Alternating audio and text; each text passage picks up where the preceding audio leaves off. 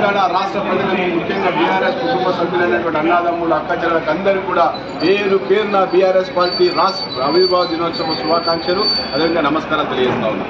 చాలా సంతోషం. 2001లో ఏదైతే కేసీఆర్ గారు ఏప్రిల్ 27న ప్రారంభించినటువంటి గులాబీ జెండా ఈరోజు అంచెలంచెలుగా ప్రజల గుండెల్లో నిలిచి అంచెలంచెలుగా ఈ స్థాయికి అంటే లక్షలాది మంది సభ్యత్వంతో ఒక మహాసముద్రం లాంటి పార్టీగా తయారైంది. దానికి సహకరించిన ప్రతి ఒక్కరికి కూడా పేరు పేరు వందనాలు తెలియజేస్తున్నాం. ఈ సందర్భంగా ఈ తెలంగాణ రాష్ట్ర సాధన ఉద్యమంలో మణిదశ పోరాటంలో అసలు భాష ప్రతి ఒక్కరికి కూడా నివాళులు అర్పిస్తూ వారందరికీ కూడా జోహార్లు అర్పిస్తా ఉన్నాం. మిత్రులారా, యావత్ ప్రజానికి కూడా గమనించాలి. ఈరోజు తెలంగాణ రాష్ట్రం మొత్తం కూడా ఒక నిధులు నియామకాలు అనే ఒక స్లోగన్ తోటి తెలంగాణ రాష్ట్రం సిద్ధించినాక అన్ని వర్గాల సంక్షేమం కోసం పనిచేస్తాం, తెలంగాణను బంగారు తెలంగాణ చేస్తా అని చెప్పేసి ఒక గొప్ప ఆశయంతో సంకల్పంతో ఒక ప్రణాళికాబద్ధంగా గౌరవ ముఖ్యమంత్రి గారు గత 10 ఏళ్ల అధికారంలో అద్భుతంగా రాష్ట్రాన్ని తీర్చిదిద్దిన విషయాన్ని ప్రజలందరూ కూడా గుర్తించాలి. ఇలా మేము తెలంగాణ రాష్ట్ర సమితి కార్యకర్తలుగా ఈరోజు భారతీయ రాష్ట్ర సమితి కార్యకర్తలు ఉన్నప్పుడు మేమందరం కూడా సంతోషం వ్యక్తం చేస్తా ఉన్నాం. గౌరవ కేసీఆర్ గారి నాయకత్వాన తెలంగాణ రాష్ట్రం అద్భుతమైన ప్రగతి సాధించింది. ఏదైతే మొట్టమొదట ఈ తెలంగాణ ప్రాంతానికి కరెంటు లేక ఇబ్బంది పడుతుంది, కరెంటు తీవ్రతతోటే మరియు తెలంగాణ ఉద్యమం ప్రారంభమైంది. కరెంటు సమస్యలు పరిష్కరిస్తా అని చెప్పి 6 నెలల కాలంలోనే తెలంగాణ రాష్ట్రానికి 24 గంటల కరెంట్ ఇచ్చినటువంటి మహానీయుడు కేసీఆర్ గారు.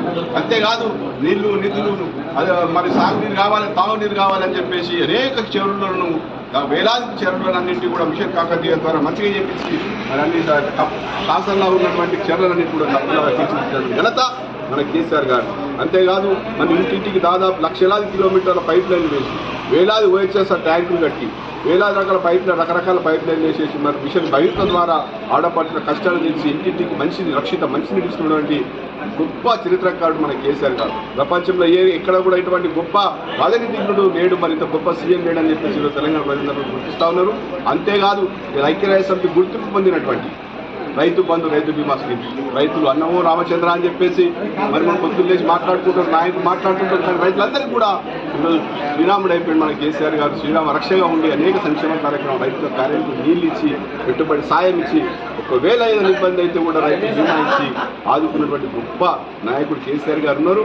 మరి ఇంత సుదీర్ఘ పోరాటంలో అన్ని సంక్షేమ కార్యక్రమాలు అమలు చేసే అవకాశం రాష్ట్ర ప్రజలందరూ కూడా ఇచ్చారు. రాష్ట్ర ప్రజలందరూ కూడా సుభిక్షంగా ఉండాలని చెప్పి రాష్ట్రం నడుస్తున్న తరుణంలో కొంత ఏమర్పాటు లేకపోతే కొంత ప్రజలు మరి అలవిగానే హామీలు ఇచ్చినటువంటి కాంగ్రెస్ వైపు చేయి చాసు కొంచెం ఇబ్బంది మన రాష్ట్రం అధికారంలో కోల్పోయినప్పటికీ కూడా ఈ తక్కువ కాలంలోనే అంటే ఈ 3-4 నెలల కాలంలోనే ప్రజలందరూ గుర్తించారు.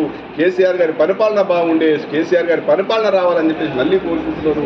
ఈరోజు కాంగ్రెస్ వచ్చింది, కష్టాలు వచ్చినాయని చెప్పేసి ప్రజలందరూ కూడా భావిస్తూ ఉన్నారు. కాబట్టి ఈ రాష్ట్ర ఆవిర్భావం అందరం కూడా ప్రతిభకుంటా ఉన్నాం. తప్పకుండా ప్రతిపక్ష పాత్ర పోషిస్తాం.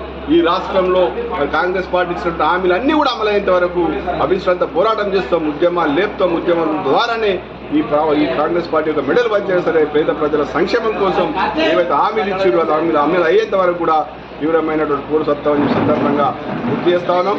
అంతేకాదు ఏది ఏమైనా సరే తెలంగాణ రాష్ట్ర ప్రజలందరూ కూడా సుభిక్షంగా ఉండాలన్నదే బీఆర్ఎస్ పార్టీ కేసీఆర్ గారి ధ్యేయం, లక్ష్యం.